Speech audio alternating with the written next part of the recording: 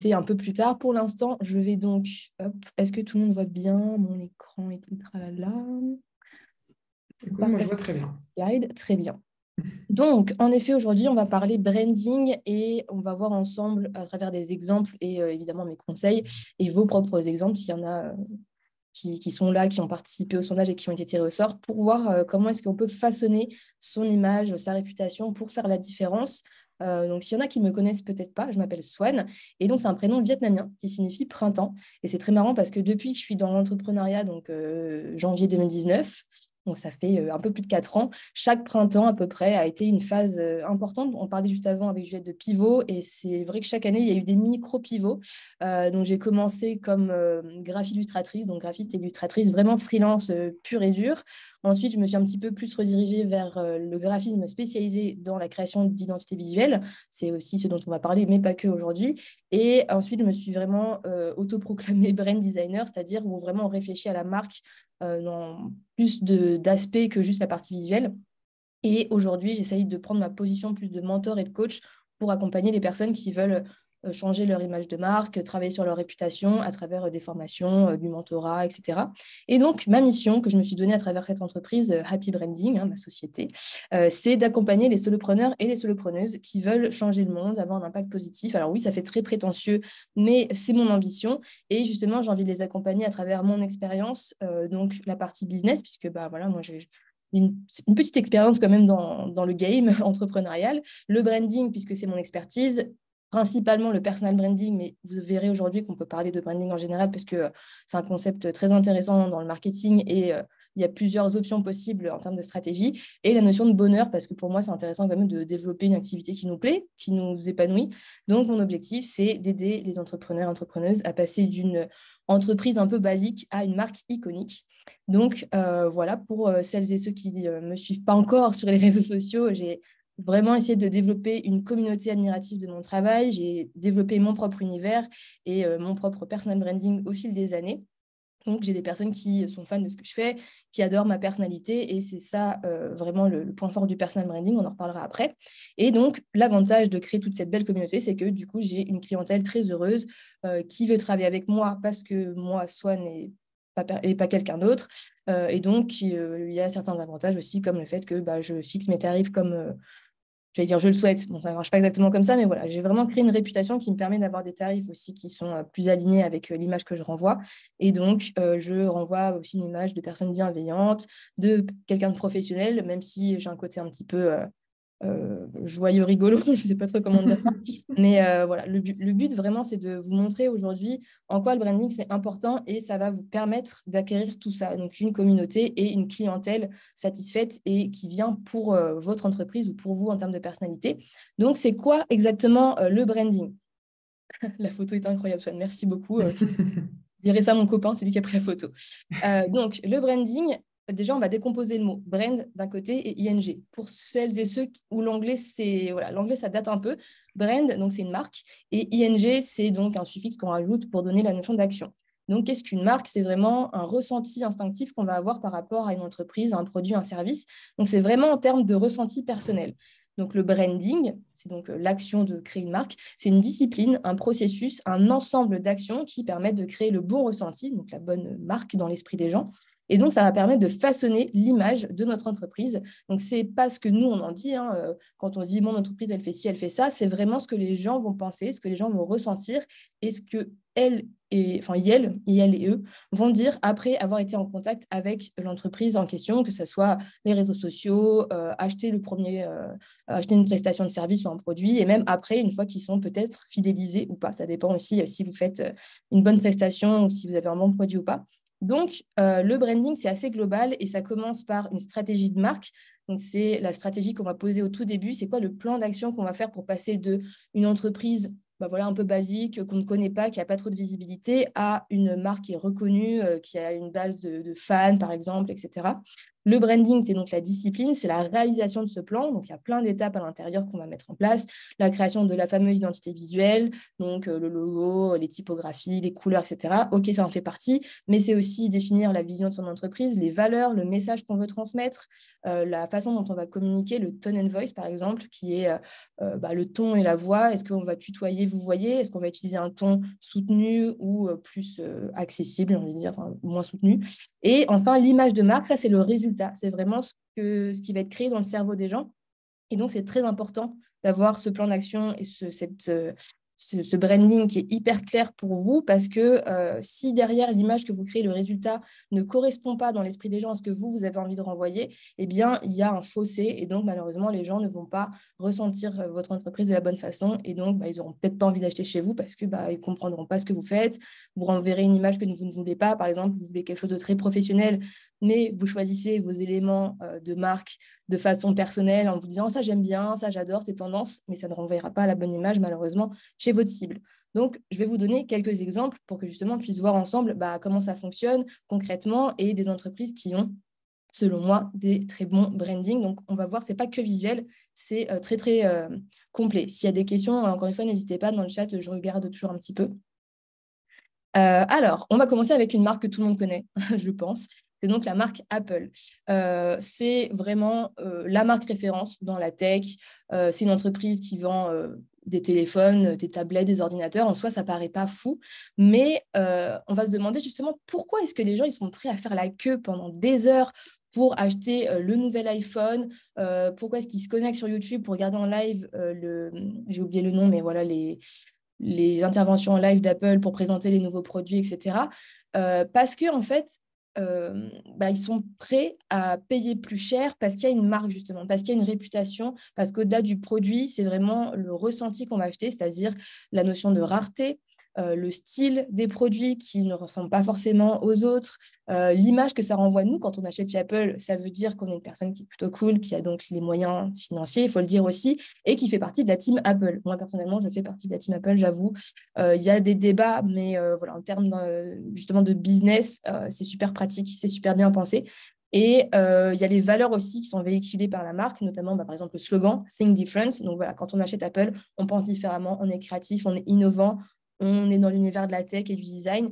Donc ça renvoie une image de nous. C'est vraiment le premier point que je vais vous amener ici, c'est que le branding, ça permet de renvoyer une image à travers votre entreprise. Et donc les gens qui vont acheter, ils ne vont pas juste acheter le produit en fait, parce que des téléphones, des marques qui font des téléphones, il y en a mais plein, mais on achète chez Apple parce qu'on achète une émotion quand nous on achète et une émotion qu'on veut créer aussi autour de nous, de regarder, j'achète chez Apple, je fais partie de la team Apple, etc.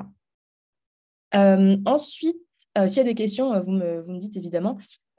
Pour aller un peu plus loin, donc oui, Apple, il y a la partie visuelle, mais petit détail intéressant que j'ai envie de vous partager aussi, il y a toute la partie sonore, parce que Apple, voilà, quand on ouvre son ordinateur, voilà, il y a certaines sonorités qui sont vraiment faites pour Apple, et tout ce qui va être expérience client est très très bien pensé. Souvent aussi on dit qu'on achète chez Apple parce qu'on est sûr que derrière on va avoir un super service client. Si on a un problème, on va en boutique ou sur internet sur leur site et voilà, ils essayent de nous dépanner du mieux qu'ils peuvent en tout cas, et ils essayent vraiment d'être disponibles pour nous. Et ils travaillent aussi l'expérience client quand on achète le produit, c'est-à-dire les packaging. Ils ont étudié le glissement de l'ouverture de la boîte. Je ne sais pas s'il y en a qui connaissent cette expérience, mais c'est hyper satisfaisant. Ça ne met pas 3 heures à s'ouvrir, il ne faut pas forcer, ça glisse. Les films plastiques aussi, c'est étudié pour que ça soit satisfaisant quand on ouvre. Enfin, vraiment, tout est pensé aussi en termes d'expérience client pour que ça soit satisfaisant. Et donc, ça renvoie encore une fois une image de marque qualitative, de marque qui va soigner les moindres détails. Et donc, on est prêt à payer le prix pour ça. Ensuite, je vais vous parler d'une marque personnelle, pour le coup, donc vraiment basée sur la personnalité de la fondatrice, pour le coup, c'est Léna Situation. Je ne sais pas si vous connaissez, mais personnellement, j'adore Léna Situation. Donc, c'est une youtubeuse qui est assez jeune, mais qui a fait une percée fulgurante dans le YouTube game. Elle a commencé vraiment avec la mode, c'est ça elle continue d'ailleurs, et elle a développé sa chaîne YouTube. Il y a aussi du lifestyle, beaucoup de divertissement. Et donc, elle nous raconte son aventure de femme, de jeune adulte, youtubeuse qui adore la mode. Et elle, ce que je trouve très fort, c'est qu'elle a vraiment développé sa personnalité et créé une culture de marque personnelle. S'il y en a qui la connaissent, vous savez, si je dis Refresha Citron Vert, peut-être inconsciemment, ça va vous faire penser à elle parce que c'est la boisson qu'elle prend tout le temps et dans toutes ses vidéos, peut-être pas toutes, mais quasiment, au moins une fois, elle va au Starbucks et elle prend sa commande. Donc, ça a ancré dans notre esprit cette image-là. Elle a une phrase coucou les gars, bienvenue dans cette vidéo, avec une intonation. Et donc, ça, pareil, à chaque fois, elle le dit. Et donc, voilà, ça crée quelque chose, une référence, en fait, par rapport à sa personnalité, sa marque. Les musiques qu'elle utilise pour ses vidéos, son mantra aussi, elle dit tout le temps plus égale plus. Elle s'est même fait tatouer. Son livre aussi est lié à ça. Enfin bref, elle a vraiment créé tout un univers autour de sa personnalité, donc joyeuse, optimiste, son énergie, et aussi montrer à travers ses vidéos sa vulnérabilité, son authenticité. Elle n'essaye pas de renvoyer une image... alors, évidemment, elle veut une image soignée, mais elle montre aussi les bas, les moments plus compliqués. Donc, il y a vraiment cette sensation qu'on la connaît, qu'elle est transparente avec nous. Et donc, ça fait pareil ressortir des valeurs qui sont importantes de sa personnalité et donc de son entreprise aussi, parce que quand elle a sorti son livre, elle a fait je ne sais pas combien de ventes parce qu'on la connaît, on connaît ses valeurs et elle nous parle d'elle, on s'est attaché à elle et donc on a envie d'acheter parce que c'est Léna et pas quelqu'un d'autre. Ça, c'est vraiment aussi la force du personal branding. Si vous voulez qu'on en parle, évidemment, on en discutera après, puisque c'est quand même, je suis assez calée là-dedans et j'ai beaucoup expérimenté aussi par moi-même. Maintenant, je voulais vous parler d'une marque qui s'appelle Innocent. Je pense que vous avez déjà vu ces petites boissons dans vos supermarchés avec voilà, ces petits fruits. Alors, c'est une marque que moi, j'affectionne beaucoup parce que ça fonctionne sur moi, en fait, vu que le packaging, l'univers est très joli esthétiquement et mignon. Ça me donne plus envie d'acheter qu'une barquette un peu plus, enfin une brique plus classique chez d'autres marques concurrentes. Et je trouve qu'elle met bien en avant, à la fois dans ses publicités, sur son site. Je vous invite vraiment à regarder le site d'Innocent parce qu'il est bien foutu, je trouve, qu'ils essayent d'allier énergie optimiste, positive, voilà, un truc un peu léger, solaire, avec une cause quand même qu'ils ont envie de défendre, c'est faire donc des boissons qui sont quand même le plus j'allais dire éthique, mais voilà, écologique, bon, même si c'est dans du plastique, mais voilà, vraiment des fruits pour quelque chose de sain, pour que les gens soient bien et que la terre aussi, voilà, on puisse faire ça dans les bonnes conditions. Et ils ont aussi développé, je ne sais pas si vous l'aviez vu, ils le font un peu tous les hivers, il me semble, un petit système avec des bonnets où c'est reversé à des associations, des actions. Voilà, donc en vrai, c'est une marque qui est très cohérente et on a vraiment ce ressenti de ils ont travaillé leur site, leur packaging, leur petit logo, leur communication, même sur leurs réseaux sociaux, on sent il y a aussi une touche très humaine parce qu'ils n'ont pas fait un logo juste d'un fruit, ils ont fait ce petit personnage un petit peu mignon qu'on retrouve et sur lequel ils jouent beaucoup avec les fruits. Et donc, on sent que c'est une marque pareil, qui est cohérente, qui a travaillé sa réputation, son image à travers son branding. Donc, pareil, les illustrations, même les sonorités, les phrases d'accroche, les petits détails. Et donc, encore une fois, c'est une marque en laquelle on peut avoir plus facilement confiance parce qu'on sent qu'il y a eu travail derrière et que ça renvoie des valeurs. C'est Et d'ailleurs marrant, je te coupe 2 secondes, vas-y, vas-y. je lisais un article il n'y a pas longtemps, je crois que ça s'appelle le shadow branding, et il parlait d'innocent là-dedans pour justement parler d'une marque qui a l'air pas artisanale, parce qu'Innocent on le voit partout, mais un peu petite marque mignonne, alors que ça appartient à Coca-Cola, et d'où l'importance d'avoir, on se rend compte là de la puissance d'un branding, quand on se dit une marque de Coca-Cola arrive à ce niveau d'image dans la tête des consommateurs, des petits bonnets, des fruits bio, etc. Enfin, je trouvais que c'était assez drôle. C'est aussi le cas de plein d'autres marques, type Les Deux Vaches, Hmm. chez l'Augustin, etc. Voilà, c'était... Non, mais trop bien. Eh ben, écoute, tu m'apprends quelque chose parce que je ne savais pas que ça appartenait à Coca-Cola. Et donc, en effet, c'est très fort. Je trouve que c'est d'autant plus fort, ouais. Ouais, c'est ça, encore plus fort. Mais bon, du coup, ça me fait me questionner sur plein de trucs, mais bref. Je continue en tout cas. Voilà, le branding, en effet, comme tu dis, Juliette, est très très fort et ils ont réussi à se créer cette image-là, en effet, de artisanale ou en tout cas vraiment bio, voilà, bien pensé, bien humain. Et pour revenir à une autre marque, cette fois-ci plus business en termes de personal branding, c'est Mylan 4. J'avais vraiment envie de vous présenter parce que c'était une de mes clientes en 2021, si je ne me trompe pas. Et elle, c'est vraiment une formatrice qui aide les freelances ou entrepreneuses qui veulent lancer leur business, créer leur entreprise et se développer. Ça, j'ai envie de vous dire, des formations, mais il y en a des centaines, il y en a tellement, des milliers peut-être, pour créer son business, voilà, entre les formations de Pôle emploi, les formations en ligne, etc. Mais il y a plein de personnes qui choisissent la Micropreneur Academy. Maëlan, vraiment, son business tourne très, très bien. J'avais demandé justement à une de mes clientes dans un de mes programmes qui a aussi suivi sa formation, pourquoi est-ce que tu as choisi la Micropreneur Academy? C'est ce programme que vous voyez à droite. Et la personne m'a dit, ben, je ne vais pas vous lire tout le message parce que c'est un peu long, mais il y avait cette notion de je me sens motivée, je sens qu'il y a de la simplicité, je me projette beaucoup en suivant son parcours parce qu'elle a aussi un super podcast juste ici qui s'appelle Révèle-toi. Et donc, j'ai l'impression de voir un petit peu, d'être avec elle dans ses coulisses, de voir sa personnalité. En plus, il y a des thématiques où on se rejoint comme le voyage. Donc, j'ai la sensation de la connaître et donc j'ai plus facilement confiance pour acheter. C'est vraiment ça aussi le pouvoir du personal branding, c'est que vu que vous parlez de votre personnalité, vous montrez votre parcours, vos valeurs, votre caractère, ce qui vous anime, etc. Les gens ont cette sensation de plus créer du lien avec vous, de vous connaître, d'avoir des points en commun. Et donc, ils sont plus facilement en train à vous faire confiance et à vouloir acheter chez vous, plutôt que quelqu'un d'autre qui ne connaît pas encore très bien, qui n'est pas encore ancré bien dans son esprit et qui peut paraître un peu plus distant. Donc ça, c'est vraiment une marque personnelle que j'ai trouvée très intéressante à travailler et on a vraiment travaillé son concept d'un univers très solaire, quelque chose de très chaleureux et donc ça renvoie une image d'elle à la fois experte dans sa thématique, hein, de créer une entreprise. En plus, elle était anciennement juriste, donc voilà, toute la partie légale, on est au top, mais on vient rajouter cette notion chaleureuse, solaire, humain et donc c'est ce qui fait que les gens la choisissent pour se faire accompagner par rapport à leur business. Et en effet, il y a aussi cette notion de voyage qu'on a essayé de faire ressortir parce que c'est quelque chose qui est très important pour elle. Elle voyage énormément. Et donc, toutes les personnes qui aiment cette thématique-là aussi, eh bien, ça leur fait encore une fois un point commun. Alors, tac, tac, tac. Du coup, pour la petite partie branding, c'était tout ce que j'avais à vous dire. S'il y en a ici qui sont freelance et qui hésitent parfois entre personal branding ou branding plus classique par rapport à voilà, l'image que je veux renvoyer, le conseil que je donne en général, alors ça dépend vraiment de vos objectifs et de votre vision. Je vous invite à écouter l'épisode numéro 9 de mon podcast, s'il y en a que ça intéresse. Mais si vous avez vraiment envie de vous démarquer et d'être sûr que personne ne peut vous copier, entre guillemets, et que vous êtes à l'aise avec le fait de parler de vous, je vous rappelle que votre personnalité, c'est votre plus grande force parce que c'est la seule chose qu'on ne peut pas vous voler.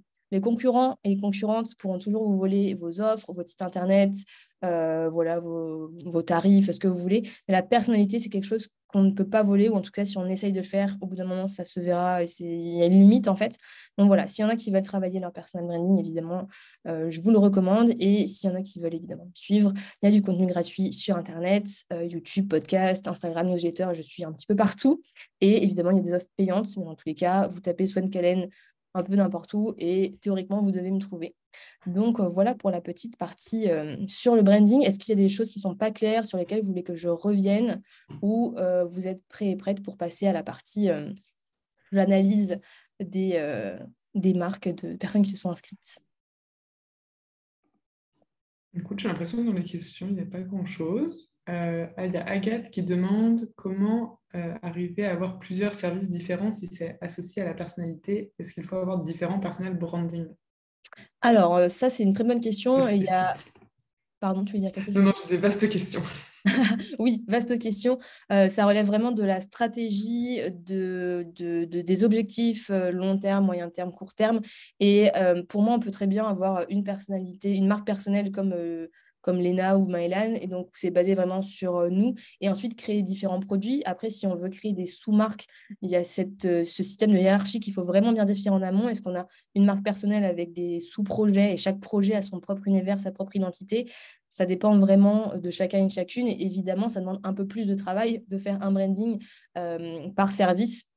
Donc, ce que je vous recommande, c'est quand même d'avoir un univers global pour soit votre personnalité, votre entreprise personnelle, soit votre entreprise avec un concept en soi. Un Shine, il y a plein de personnes derrière, mais ils ont créé un univers pour Shine. Et on ne connaît pas forcément fondateur, fondatrice, etc. Enfin, en tout cas, ils ne sont pas forcément mis en avant. Mais après, si on veut créer un service, je ne sais pas, photo et un service, qu'est-ce qui pourrait être un peu lié à la photo, mais pas complètement, web design, j'en sais rien, je donne des exemples, à voir si on veut tout regrouper sous la marque personnelle et dans ce cas, tout vit ensemble, ou alors on est connu pour nous en tant que personne et ensuite on redirige vers un univers. Moi, je suis photographe et je fais de la photo. Et ensuite, autre univers, entre guillemets, je fais du web design. Mais du coup, c'est peut-être intéressant parce que c'est deux cibles différentes. Il faut voir aussi en fonction de vraiment la stratégie, en fait.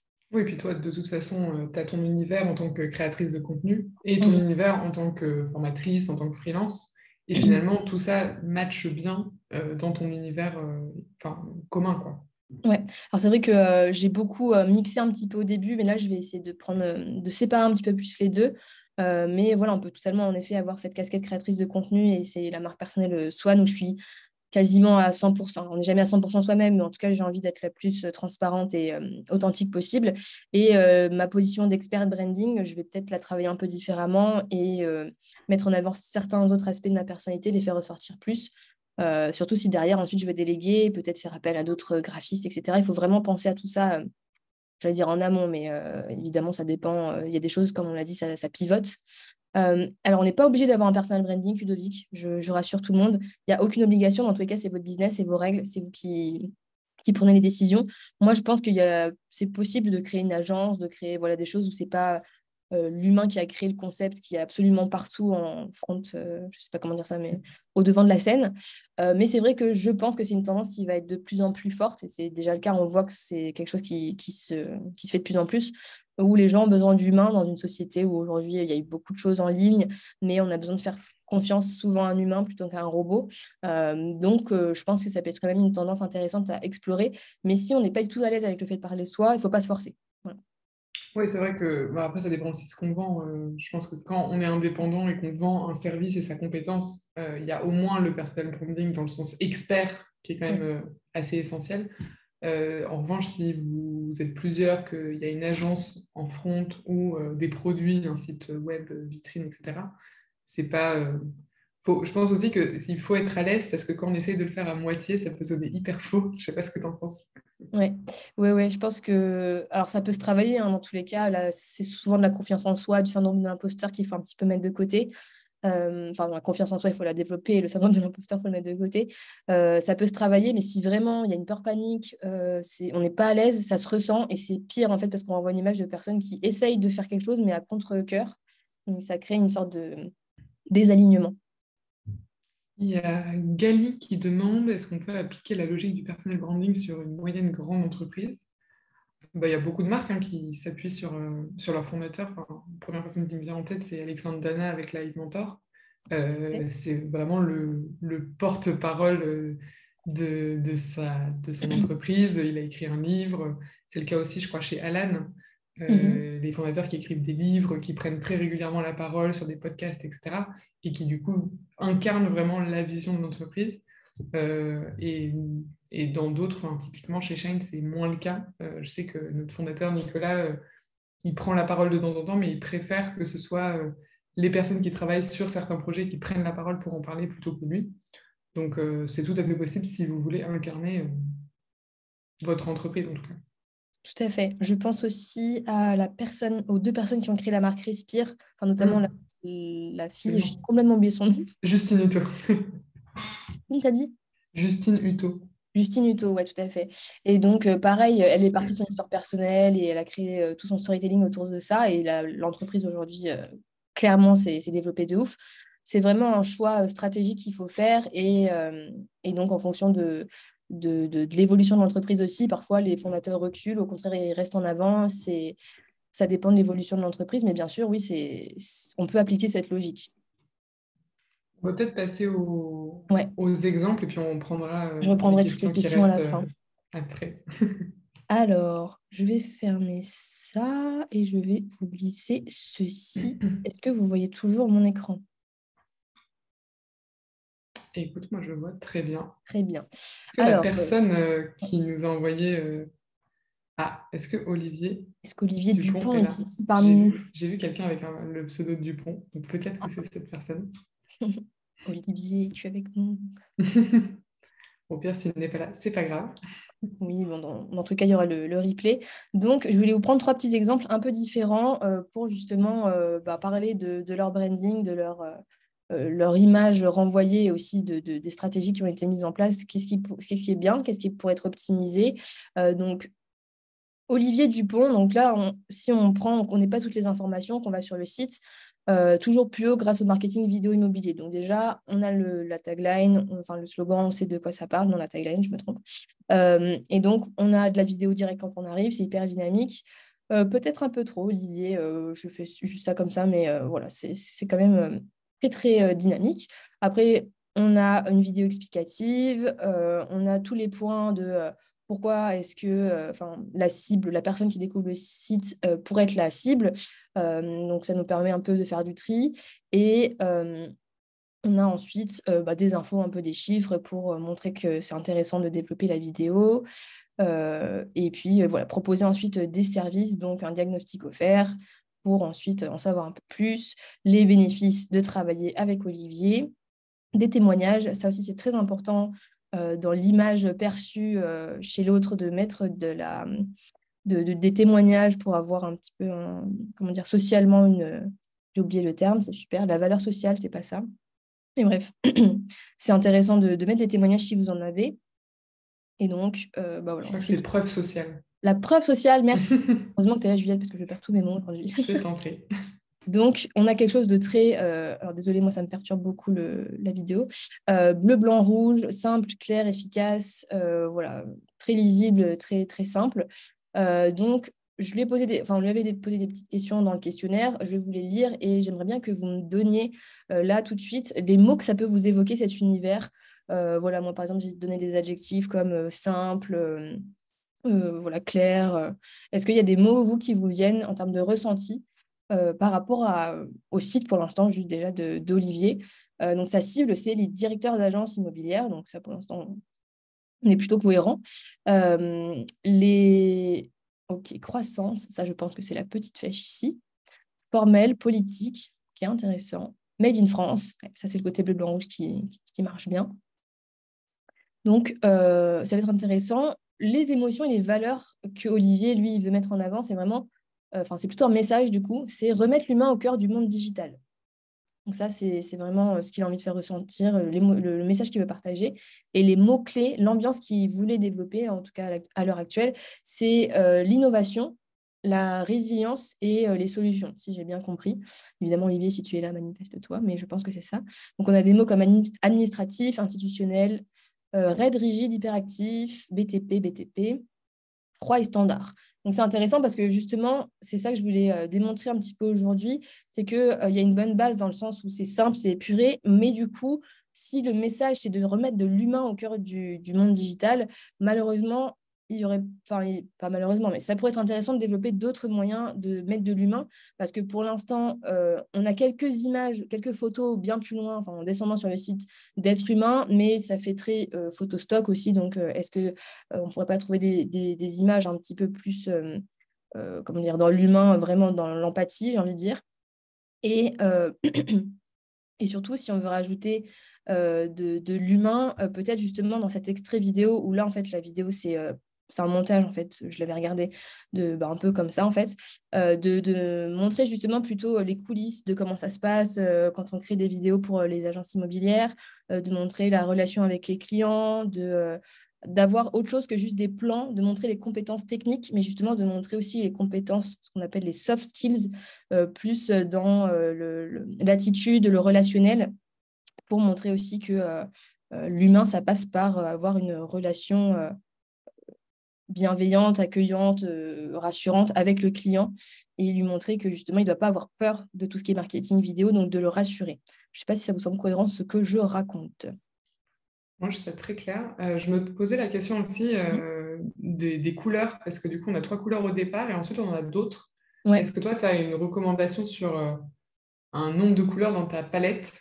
Tout à fait. Alors déjà, c'est vrai que je ne vous ai pas dit, mais pour moi, le processus important, c'est vraiment de partir de votre vision, de vos valeurs, de vos mots-clés. C'est vraiment important d'avoir des mots-clés. En général, je conseille de ne pas en avoir plus de 7. Sinon, ça devient juste une liste de plein de mots.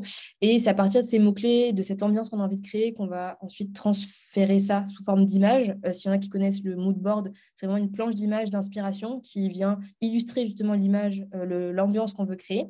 Et c'est à partir de ce mood board qu'on va venir filtrer pour choisir des couleurs. Évidemment, on va s'aider de la signification des couleurs. Il y a plein d'articles sur ça si ça vous intéresse. Les typographies, les éléments visuels, pictogrammes, etc.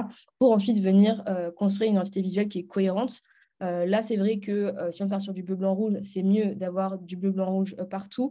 Après, pour moi, c'est pas très grave si on retrouve, là, je crois qu'il y a du vert et du orange. par-ci, par-là, parce que ça peut être des couleurs secondaires de l'identité visuelle. Mais évidemment, le mieux, c'est d'avoir une charte graphique où on a 6 ou 7 couleurs, couleurs de marque de base. Et ensuite, on peut dire ces trois-là, ces deux-là, cette-là, celle-là, c'est des couleurs principales. Ensuite, j'ai des couleurs secondaires et voir des couleurs vraiment qui viennent juste en touche de temps en temps pour ajouter un peu de peps ou une note par rapport à mes mots-clés. Alors, en effet, il pourrait mettre une photo de lui. Ça dépend évidemment de s'il a envie de faire du personal branding et se montrer, parce qu'on peut avoir une marque personnelle et ne pas se montrer. On peut créer un avatar, on peut faire de la voix off, mais on n'est pas obligé de se montrer. Il y a beaucoup de comptes Instagram, moi que je connais, qui font ça. S'il y en a que ça intéresse, je pourrais mettre les noms. Après, il pourrait très bien, en effet, créer un petit avatar ou même tout ce qui va être emoji. Alors vraiment, en rentrant un peu dans autre chose. Mais en tout cas, en effet, mettre des photos d'humains ou peut-être justement de ses clients et clientes un peu plus en avant pour qu'on sente ce côté humain. J'ai l'impression qu'il y a beaucoup de texte, totalement clair ce que tu dis. Je veux une ref sur un article de charte graphique. Eh bien, je te trouverai ça. Je veux. Je trouve.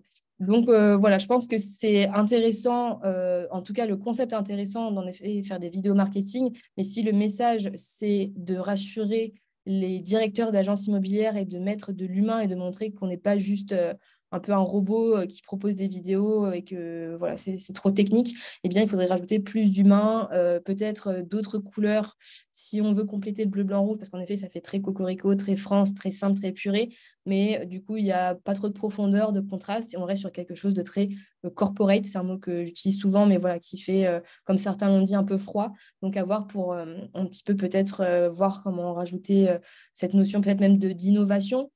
C'est dans les mots-clés, et pour l'instant, ça fait très épuré, très simple, mais il n'y a pas forcément cette notion d'innovation. Donc, à voir s'il n'y a pas moyen de développer un petit peu tout ça. Dans tous les cas, c'est clair, c'est lisible. C'est pas non plus. Déjà, il y a un univers, parce qu'il y a des gens qui n'ont même pas d'univers, mais à voir comment est-ce que c'est possible voilà, de le rendre encore plus fort et encore plus reconnaissable. Parce que le bleu, blanc, rouge, ça pourrait être très bien les couleurs du slip français, ça peut être les couleurs de plein de choses, quoi. Donc voilà, et pour les typos, pareil, au moins c'est simple, c'est lisible. Après, si on veut rajouter de l'humain, pourquoi pas une petite typo un peu signature d'Olivier, pourquoi pas. Voilà pour ça. Ensuite, je vais aller sur le site de Sipshop. Alors, je n'ai pas le nom de la personne, mais bon, Sipshop. Donc, pareil, je veux bien, s'il y en a qui veulent, en regardant un petit peu le site comme ça, me dire qu'est-ce que ça vous inspire en termes de mots-clés, de ressentis. Donc là, on est vraiment sur acheter des cadeaux, un site pour acheter des cadeaux personnalisés pour les enfants, les bébés, les naissances. Voilà. Voilà. Une entreprise qui propose des vêtements pour bébés et enfants, des coffrets. Donc, on a du violet, on a des vêtements, des choses personnalisables. Hop, et contactez-nous. Très simple, très épuré aussi.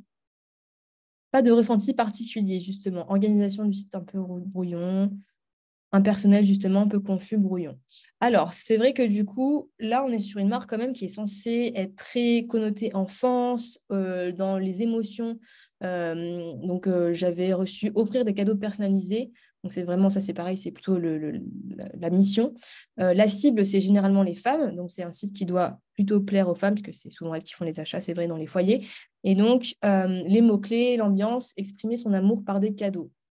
Bon, je pense que la personne n'a pas totalement compris les questions que je voulais lui poser, mais ce qui est intéressant, c'est de voir que voilà, vous êtes plusieurs à me dire que ça fait un petit peu trop épuré, clinique, commercial. On ne sent pas le côté enfant, douceur, amour, alors que les produits ont l'air très, très bien, très mignons, mais c'est sur fond blanc, détouré. Il n'y a pas forcément d'univers très, très clair. On a ce violet qui peut être intéressant, mais voilà, juste violet et blanc.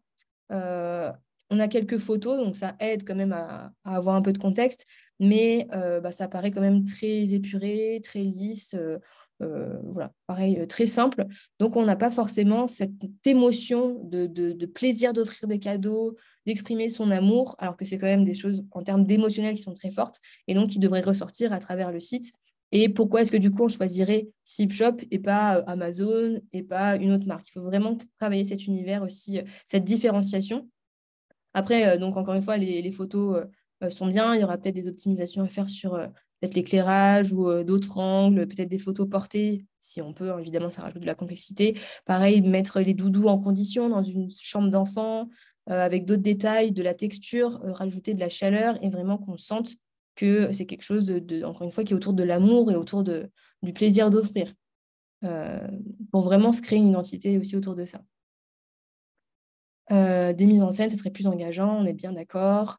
L'avantage, c'est qu'il y a tout à faire. C'est top de partir de quelque chose de neutre. En effet, là, c'est construire, ça prend du temps, hein. Je ne dis pas, je m'y connais très bien, ça prend beaucoup de temps de construire un univers de marque. Mais les produits sont là et c'est vraiment sublimer tout ça et créer quelque chose où les gens vont se dire, ah ouais, ce site, je me sens bien dedans. En plus, si c'est pour des femmes, il faut que ça les touche, il faut que ça touche le cœur de maman ou de sœur à qui on va offrir un truc pour sa nièce ou son neveu. Donc, pourquoi pas essayer de creuser, de développer d'autres couleurs et vraiment, moi, je conseille encore une fois de faire vraiment un mood board pour ensuite décliner tout ça dans l'univers. Et pareil pour le logo. Alors, je vais essayer de zoomer comme ça. Ben, justement, le problème, c'est qu'il n'est pas très lisible, il est un peu trop petit et un peu trop complexe selon moi entre là, les petits trucs au-dessus, le petit animal là, les traits, la typo. Je pense que ça serait beaucoup mieux d'avoir un logo simple et efficace, mais qu'on peut vraiment bien lire, qui est bien reconnaissable. Et dans l'univers, pareil, dans les couleurs et la typographie de la marque. On a des petites suggestions, rajouter des animations enfantines. Oui, l'illustration, ça marche très bien aussi selon le style, évidemment, mais pour ajouter un côté un petit peu plus enfant, humain, pareil, amour, etc. Ok, donc voilà, j'espère que c'était aussi clair. S'il y a des questions, encore une fois, vous n'hésitez pas. Et maintenant, j'aimerais passer sur Camici. Donc là, je suis sur le compte Instagram et je vais vous montrer justement pourquoi j'ai choisi ça. Alors, qui fait des identités visuelles, donc ancienne compère, j'allais dire, mais non, père, tout simplement, dans mon travail, mais qui est aussi coach certifié en neurosciences. Donc, on a un univers ici, voilà, très peps. Pareil, n'hésitez pas à me partager les mots-clés que ça vous évoque pour voir un petit peu ce qui ressort. Donc, voilà, on a des couleurs, on a des photos, on a de la typographie, on a des illustrations, pas mal de choses. Là, pareil, les stories à la une, la photo ici, girly, girly glamour. Le rose, oui, salon de beauté, ça fait penser à un salon de beauté, très girly, glamour old school. Donc, euh, Camici, elle, sa cible, c'est les mères de famille qui souhaitent concilier vie pro et perso. Dans les valeurs et l'émotion qu'elle veut faire ressortir, c'est la confiance. Non, l'émotion qu'elle veut faire ressortir, c'est la confiance. Et les valeurs, c'est la bienveillance, l'authenticité, l'harmonie et la persévérance. Donc, à voir si c'est cohérent pour vous ou pas. Et dans les mots-clés, l'ambiance, c'est vraiment énergie, mindset et persévérance. Donc ça, c'est vraiment le compte Instagram, mode girly. Donc, on a vraiment le mot girly qui ressort, alors qu'il n'était pas forcément dans les mots-clés. Énergie, ça par contre, tout à fait. Et maintenant, si je vais sur le site Internet, on se retrouve sur cette... bon, ça, c'est le lien de la bio. Donc, pour l'instant, on est toujours cohérent, c'est toujours rose, girly, etc. Mais si je vais sur... je crois que c'était là, je teste. Voilà, sur le site, je me retrouve avec cet univers maintenant. Donc, pas exactement pareil. Voilà, on a, bon, ça c'est bien, hein, c'est lisible, il y a la tagline de l'imagination de la création. Et on a ensuite des couleurs beaucoup plus bleu, pastel, etc. Des petites illustrations à la main, des photos qui ne sont pas exactement les mêmes. Là, on a du rouge, donc ça change un petit peu. La présentation, un rose pastel, un bleu un peu cyan, des petites paillettes. Donc voilà, là, c'est le site où on est sur quelque chose de quand même un peu différent. Qu'est-ce que vous en pensez? Le site est plus froid, c'est perturbant. Les couleurs font très enfance pastel, intéressant.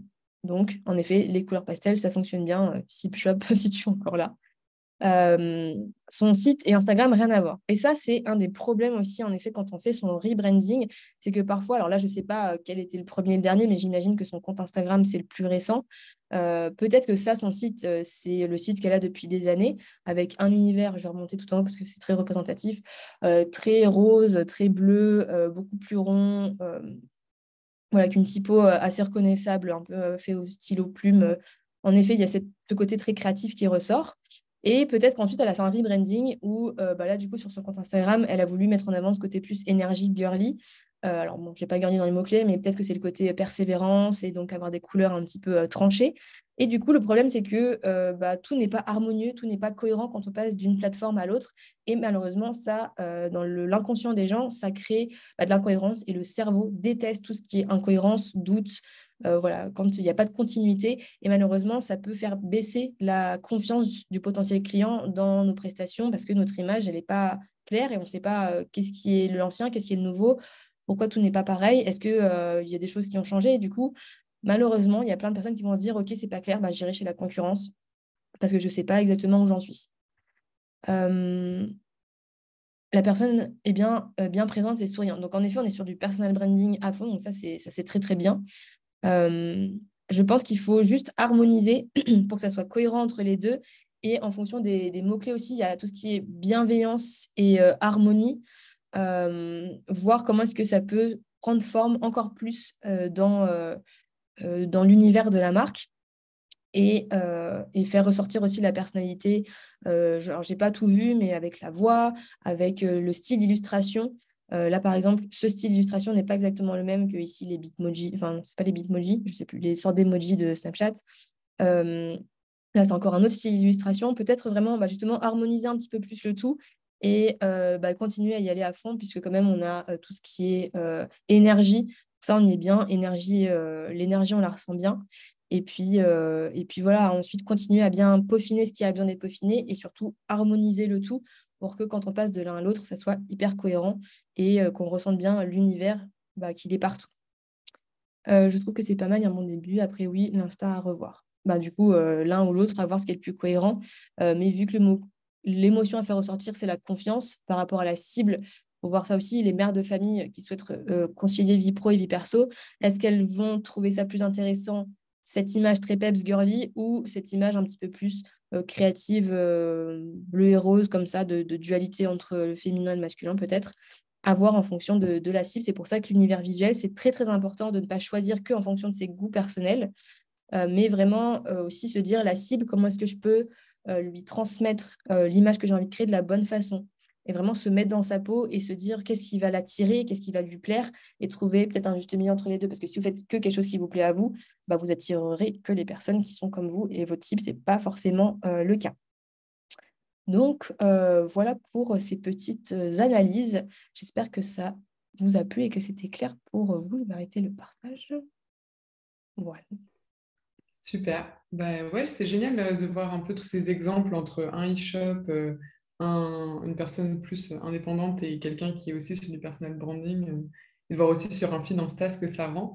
Mhm. Dites-nous d'ailleurs dans le chat ce qui est le plus important pour vous. Est-ce que c'est plus difficile pour vous d'identifier enfin, de développer votre identité sur les réseaux, sur un site internet? Est-ce que justement la cohérence, c'est aussi un vrai sujet? Parce qu'effectivement, on parle peut-être pas de la même manière. Enfin, sur les réseaux, c'est c'est beaucoup plus informel, quoi.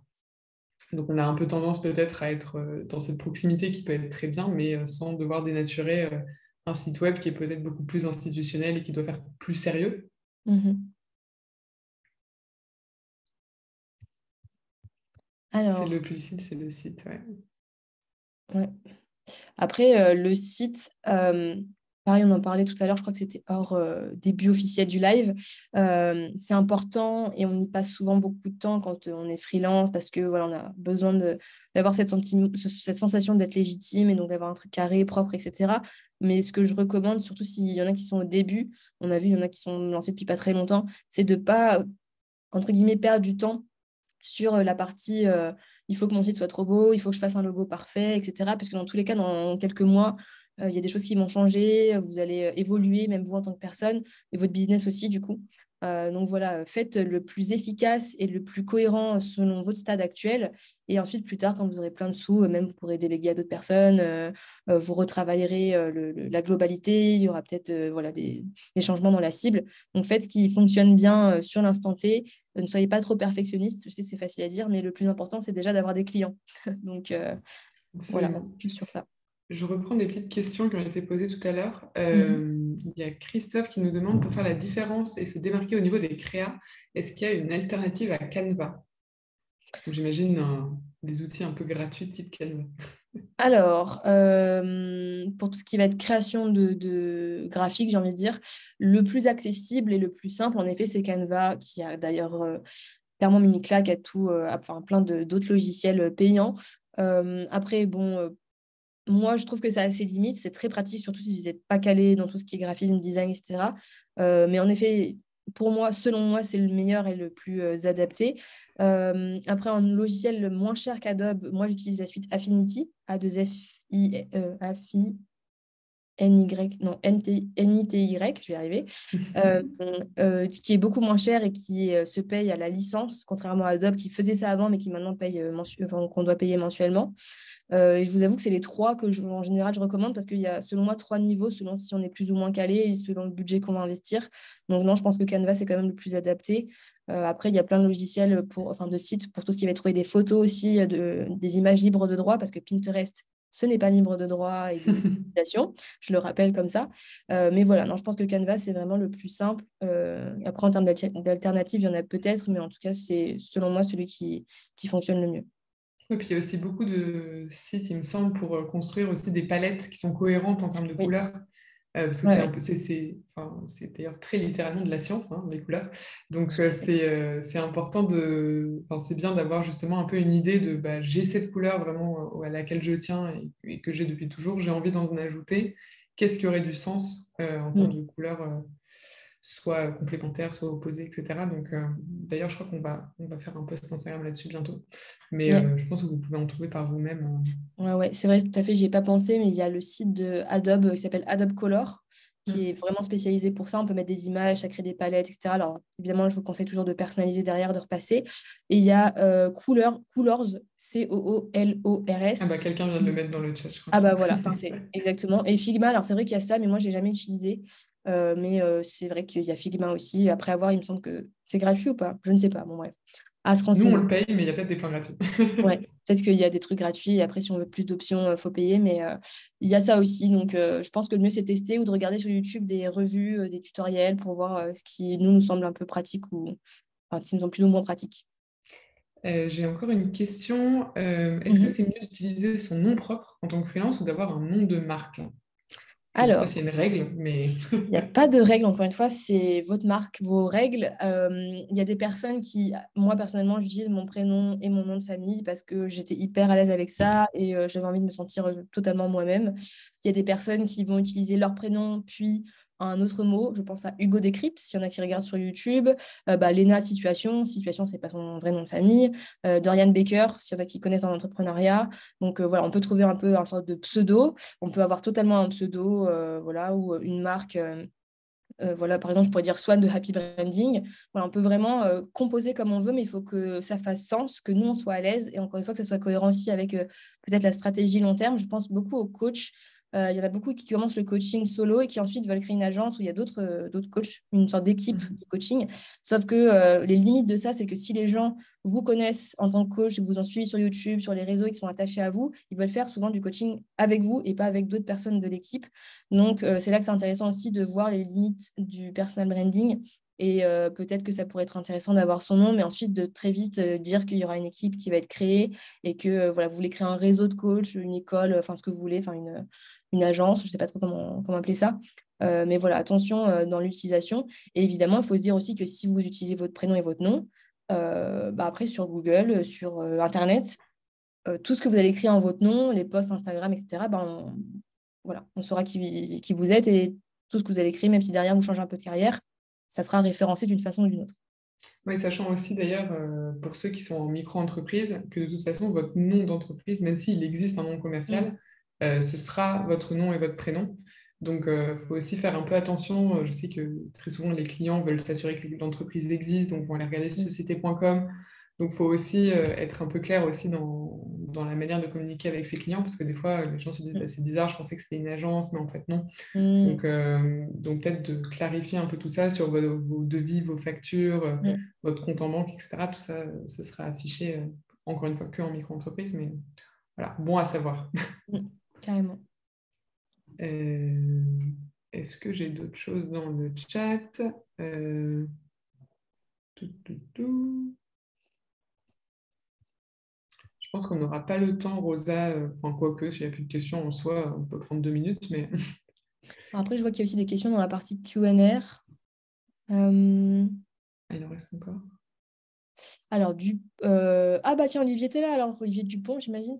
Quelle est l'importance du branding par rapport à l'ensemble du marketing d'une entreprise? Donc, comme on l'a vu, le marketing, c'est comment est-ce que je vais mettre en place une stratégie pour aller toucher mes clients.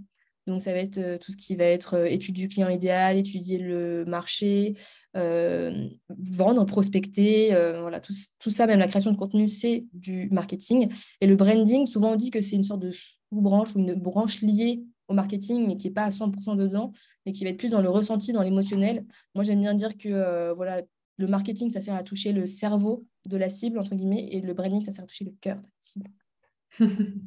Oui, c'est ça. Et puis, en fait, c'est un peu comme une couche qu'on applique à tout. C'est-à-dire que si vous voulez créer du contenu sur les réseaux sociaux, euh, Il faut que très j'ai des souvent, il y a couleurs. du visuel. Mhm. Même la manière dont vous vous adressez avec des clients, la manière de construire des messages de prospection, c'est aussi le premier lien que vous avez avec eux. Et votre personal branding, forcément, si vous êtes très familier ou au contraire très... voilà, c'est aussi avoir... en fait, c'est vraiment une couche qui va venir sur tout ce que vous faites. Si vous faites des ads sur Facebook, enfin peu importe, il va y avoir du visuel. Mhm. Donc, c'est pour ça que c'est intéressant d'y réfléchir en amont, parce que je pense que ça touche un peu tous les aspects du marketing finalement. Même si vous avez des Mhm. équipes sales, la manière dont vous faites, vous opérez votre stratégie commerciale, elle est très teintée de vos valeurs et donc de votre personal branding. Mm. Ouais, et c'est vrai que là, je voulais juste insister dessus, mais faire du personal branding, ça ne veut pas dire tout dire de vous et être à 100% vous-même. Moi, j'aime bien l'image du prisme. Il y a la lumière qui rentre d'un côté et puis après, il y a des couleurs, etc. Mais donc, c'est vraiment justement vous. Évidemment, vous n'êtes pas la même personne quand vous êtes avec votre partenaire, quand vous êtes avec vos parents, votre famille, vos amis. Et donc là, dans la sphère professionnelle, dans l'image que vous voulez renvoyer par rapport à votre marque, vos prestations de services, etc., quelle est l'image de vous que vous avez envie de montrer quand vous faites une marque personnelle? Et si vous faites une marque qui n'est pas personnelle, donc qui est plus classique, quel est le concept que vous allez développer? Quelle est l'identité de l'entreprise que vous allez créer à travers donc, cet univers visuel, comme Shine par exemple? Voilà, à travers tout un choix de couleurs, de façon de parler, de communication, de valeurs, de mission, de messages, etc. Oui, c'est vrai qu'on a moins parlé de cette partie-là, mais le tone of voice, Mhm. enfin, c'est aussi tout ce qui fait partie une charte d'identité. Ouais. Donc, il y a la partie effectivement visuelle d'un côté et puis la partie ton de l'autre. Et comment est-ce que tout ça teinte un petit peu vos actions Mm. quand vous choisissez d'aller intervenir dans tel ou tel podcast, par exemple, c'est aussi prendre d'une manière ou d'une autre une position, quoi. Mm. C'est vrai. Alors, je crois que sur les QNR, c'est bon. Alors, il y a Vera qui demande, je suis styliste graphique et coach en image de soi. Sur mon site, je veux mettre les 3 prestations. Est-ce que ça représente un frein? Un styliste, graphiste et coach. Bah, c'est vrai que autant styliste et coach en image, je vois bien comment ça va bien. Graphiste, c'est peut-être un peu éloigné. Mm. Est-ce Alors, qu'il faudrait peut-être deux... encore une fois, tout dépend de la stratégie, tout dépend des objectifs de chaque prestation, j'ai envie de dire. Ici, c'est des cibles totalement différentes. Bah, sur le site, il faudrait peut-être découper 2 chemins clients. En effet, si les stylistes enfin, si les graphistes, c'est du B2B, alors que le coaching en image, c'est pour du B2C, il faut vraiment que ce soit hyper clair sur le site et qu'on comprenne qu'est-ce qui est pourquoi. Mais là, c'est pareil, on pourrait avoir une marque personnelle, Vera. Je crois que j'ai déjà vu Vera, ça me dit quelque chose. Bon, bref, peut-être pas. Mais voilà, Vera, l'experte dans tout ce qui est image, etc. Et ensuite, il y a 2 types de prestats, voire 3 types de prestats, mais il faut vraiment que ça soit hyper clair et que chaque client potentiel ou cliente potentielle se dise, OK, là c'est mon chemin, etc. Mais en tout cas, le branding peut être finalement très similaire. Oui, Et oui. encore plus, je pense, le personal branding pour le coup. Parce que quelqu'un Ouais. qui vous choisit pour être coach ou pour être styliste ou même pour être graphiste peut vous choisir par votre personnalité. Mhm. Ça reste 3 métiers, entre guillemets, d'image. Donc au Ouais. final, on a envie d'être aspirationnel dans le même sens, quoi. Mhm. C'est pas comme si Et vous étiez aussi, je sais pas, éleveur de chevaux. plombier. Ouais. Tout à fait. Là, c'est vrai que ça sera un peu plus compliqué de faire du lien. Après, concept potentiellement intéressant que moi je trouve intéressant et que j'avais déjà fait certaines fois avec des clients, c'est d'avoir une marque personnelle avec donc la personnalité, l'identité de la marque, les couleurs, le naming, le tone and voice, etc. Ça découle vraiment de la personnalité, par exemple, de Vera. Et ensuite, chaque prestation découle d'une des couleurs principales de sa palette, de son identité de marque personnelle globale. Et donc, comme ça, on retrouve la cohérence, mais ensuite, chaque prestation est assimilée à un mini sous-univers où on développe un peu plus chaque couleur, par exemple. Il y a Laure qui nous dit dans le chat, on va devoir terminer très On va bientôt, pas tarder. ça va se couper, qui dit qu'elle a deux cibles différentes, les dirigeants d'entreprise de petites PME et les artisans d'art, comment communiquer sur ces deux cibles? Oui, ça c'est la vraie question, c'est le challenge de toutes les plateformes de mise en relation, hein, que ce soit freelance entreprise, artisan particulier. Est-ce que toi, tu as des... Alors, encore une fois, tout dépend de si tu veux communiquer en tant que toi, Laure, OBM, qui a deux cibles différentes. Est-ce que tu veux créer deux communications? Je ne sais pas si tu veux parler de communication dans le sens, par exemple, Instagram, mais il faut que ce soit hyper clair dans tous les cas, dans ce cas que ta cible, il y en a deux. Et peut-être que tu peux découper sur le feed, un post sur toi, un post sur une cible un post sur toi, un post sur une cible 2, par exemple. Mais il faut vraiment que ce soit hyper clair et trouver sinon quels sont les points communs de ces deux cibles et quels sont les points très différenciants pour voir dans ta communication comment est-ce que tu peux articuler tout ça tout en gardant encore une fois une logique dans tous les cas, la personne qui crée le contenu, c'est toi et ton métier, c'est OBM. Donc, je pense qu'il faut vraiment avoir ce fil directeur-là et ensuite de voir dans tes deux cibles qu'est-ce qui peut être cohérent et qu'est-ce qui est vraiment différent pour, pareil, imaginer deux parcours ou deux communications un peu différentes selon les points différents, en fait. Oui, puis potentiellement, alors peut-être pas dans ce cas-là précis, mais des fois les cibles sont tellement différentes qu'on peut aussi diviser les réseaux en se disant, bah Oui, alors ça fait plus voilà, de travail.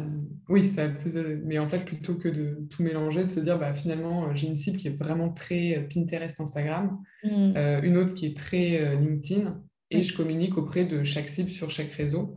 Et du coup, c'est cohérent et on ne se perd pas un petit peu dans ce que je propose. Bon, là, ça ne s'applique pas forcément à toi, hein, Laure, mais Oui, mais c'est vrai que ça peut être une bonne idée. De toute façon, dans tous les cas, il faut se renseigner sur là où se trouve notre cible. Donc, c'est vrai que s'il y en a une qui est plus sur une plateforme et l'autre plus sur une autre, il faudra. Enfin, ça peut être intéressant d'avoir ces deux contenus-là. Par contre, comme on le disait juste avant, si on est interviewé sur un podcast ou autre, bien dire le bon réseau par rapport à la thématique qui est abordée pendant le live, par exemple. Rediriger bien les gens. génial. Est-ce qu'on est tout bon? Bah, de toute façon, il va falloir qu'on coupe. Je ne sais même pas si j'ai la main pour couper ce webinaire. Mais en On tout va... cas, merci à tous. C'était génial de voir autant d'interactions dans le chat. Merci beaucoup à toi, Chouane, d'avoir pris le temps. Parce Avec que Chouane, elle a plaisir. fait une vidéo sur Shine. Elle nous a aidé sur la newsletter sur le branding. Et elle est là avec vous aujourd'hui. Donc, Je suis à fond. on l'a fait beaucoup travailler ces derniers temps. Merci aussi pour votre bienveillance pendant les exemples. C'est important bah voilà, de pas, enfin, d'apporter des conseils clairs, mais d'être bienveillant avec toutes les personnes qu'on a sélectionnées pour leur donner des petits conseils. Je suis ravie, je vous souhaite un très bon appétit et puis à très bientôt. Merci tout le monde. À Merci bientôt. beaucoup.